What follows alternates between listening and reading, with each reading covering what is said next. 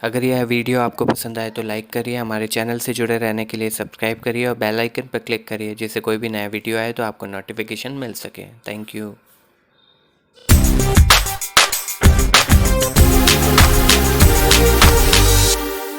नमस्कार दोस्तों, कुंडली सीखें व स्वयं के ज्योतिष बने सीरीज से जुड़े इस अध्याय में आज हम जानेंगे कि कुंडली में उपस्थित ग्रहों के परिणाम में इनके बल की क्या भूमिका होती है। तो चलिए चलते हैं इस अध्याय की ओर। तो दोस्तों, हमने जाना कि कुंडली में उपस्थित जो ग्रह होते हैं उनका मूल परिणाम वह उपस्थित मित्र व शत्रु राशियां तथा मित्र व शत्रु ग्रह की स्थिति से भी काफी प्रभावित होता है। लेकिन ये जो मूल परिणाम है ये हम कुंडली में कैसे जाने दोस्तों, कि किस ग्रह का क्या मूल परिणाम है। ग्रहों का मूल परिणाम ग्रहों के बल से निश्चित होता है दोस्तों, और ग्रहों का जो बल वह कुंडली में उस ग्रह की डिग्री को देखकर देखते हैं दोस्तों, जब भी आप किसी सॉफ्टवेयर पर कुंडली देखते हैं तो कुंडली के चार्ट के नीचे ग्रहों की डिग्री भी लिखी होती है। ग्रहों की डिग्री 0 से 30 के मध्य में हो सकती है। इनकी डिग्री के अनुसार इनकी एक अवस्था होती है, जिसके अनुसार ही ये कुंडली में अपना मूल परिणाम दिखाते हैं। हर 6 डिग्री पर यह अवस्था बदलती है। तो अब हम बात करते हैं दोस्तों सबसे पहली अवस्था, जिसे बाल अवस्था भी कहते हैं ग्रहों की।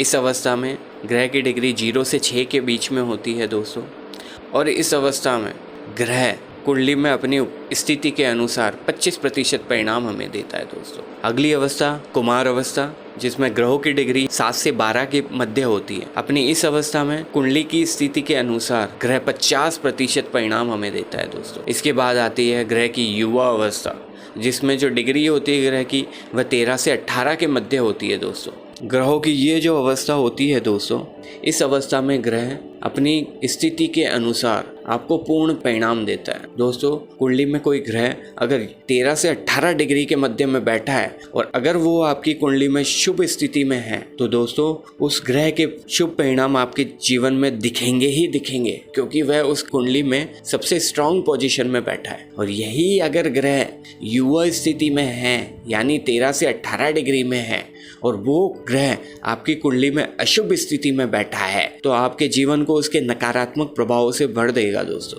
क्योंकि उसके नकारात्मक प्रभाव भी आपकी कुंडली में झलकेंगे ही झलकेंगे। बात करते हैं अगली अवस्था प्रौढ़ अवस्था के बारे में। यह युवा और वृद्ध अवस्था के मध्य की अवस्था होती है दोस्तों, न तो युवा और न ही वृद्ध। इस स्थिति में ग्रह 50% तक परिणाम दिखाता है आपको। अगली अवस्था है वृद्ध अवस्था। इसमें जो ग्रह की डिग्री है वह 25 से 30 के मध्य में होगी दोस्तों, और इस अवस्था में ग्रह जो है वो 25% परिणाम आपको दिखाता ही है दोस्तों। इसके बाद हम देखेंगे कि जो ग्रहों की डिग्री है वो आपको कहीं ना कहीं 1 से 2 भी मिल सकती है, या फिर 29-30 भी दिख सकती है दोस्तों। ग्रहों की इस डिग्री के अंदर ग्रहों का जो प्रभाव है वो ना के बराबर ही होता है दोस्तों।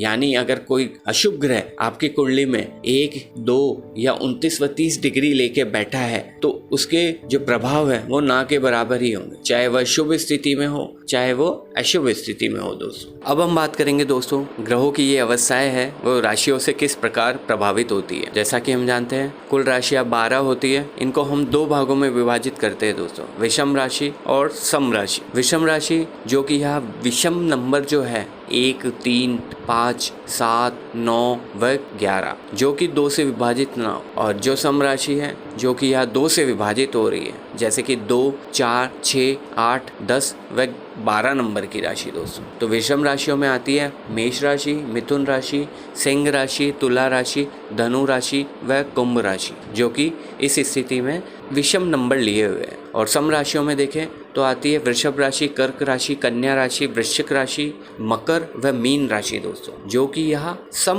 नंबर लिए उपस्थित है। तो दोस्तों विषम राशियों के अंदर जो ग्रहों की अवस्था होगी वह वही होगी जो हमने अभी डिस्कस करी है। जैसे 0 से 6 डिग्री के अंदर वह बाल अवस्था में होगी, 7 से 12 के अंदर कुमार अवस्था होगी, 13 से 18 के अंदर युवा अवस्था होगी, 19 से 24 डिग्री के अंदर प्रौढ़ अवस्था होगी, और 25 से 30 डिग्री के अंदर वृद्ध अवस्था में होगी। लेकिन सम राशियों में ये जो प्रभाव है वो कंप्लीट उल्टा होता है। अगर कोई ग्रह सम राशि में उपस्थित है और अगर उसकी 0 से 6 डिग्री है दोस्तों, तो वह वृद्ध अवस्था में होगा। 7 से 12 में प्रौढ़ अवस्था में होगा, 13 से 18 डिग्री में युवा अवस्था में होगा। युवा अवस्था दोनों राशियों में बिल्कुल समान होती है दोस्तों। 19 से 24 में सम राशियों में ग्रह कुमार अवस्था में होगा। और सबसे इम्पोर्टेंट, सम राशियों के अंदर अगर कोई ग्रह 25 से 30 डिग्री लिए बैठा है तो वह बाल अवस्था में होगा दोस्तों। तो दोस्तों, हमें यहाँ केवल एक छोटी सी बात ये समझनी है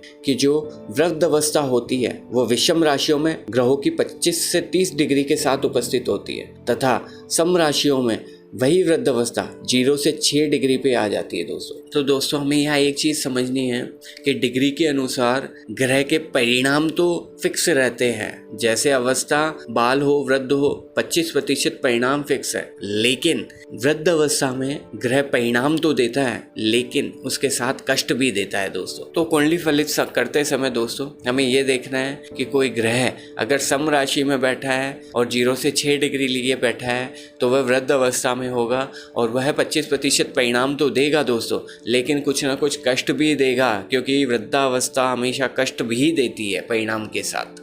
वही अगर 0 से 6 डिग्री लिए कोई ग्रह विषम राशि में बैठा है तो वह अपनी बाल्य अवस्था में होगा। वह 25% परिणाम अपनी स्थिति के अनुसार देगा, चाहे वह शुभ है तो शुभ परिणाम देगा, अशुभ है तो अशुभ परिणाम देगा दोस्तों। वही अगर कोई ग्रह विषम राशि में 25 से 30 डिग्री लिए बैठा है तो वह वृद्ध अवस्था में होगा दोस्तों। वह परिणाम भी देगा और परिणाम के साथ साथ कुछ कष्ट भी देगा। अगर वो शुभ स्थिति में बैठा है तो भी अपनी स्थिति के अनुसार 25% परिणाम देगा तथा कुछ कष्ट देगा ही देगा, क्योंकि वृद्धावस्था कष्ट के बिना नहीं आती है दोस्तों। तो आज के लिए इतना ही दोस्तों। कुंडली सीखने व स्वयं के ज्योतिष बनने की इस श्रृंखला में जुड़े रहिए आप मेरे साथ। हम जल्दी ही हाजिर होंगे आपके सामने इस सीरीज के एक नए अध्याय के साथ। तब तक धन्यवाद आप सभी का।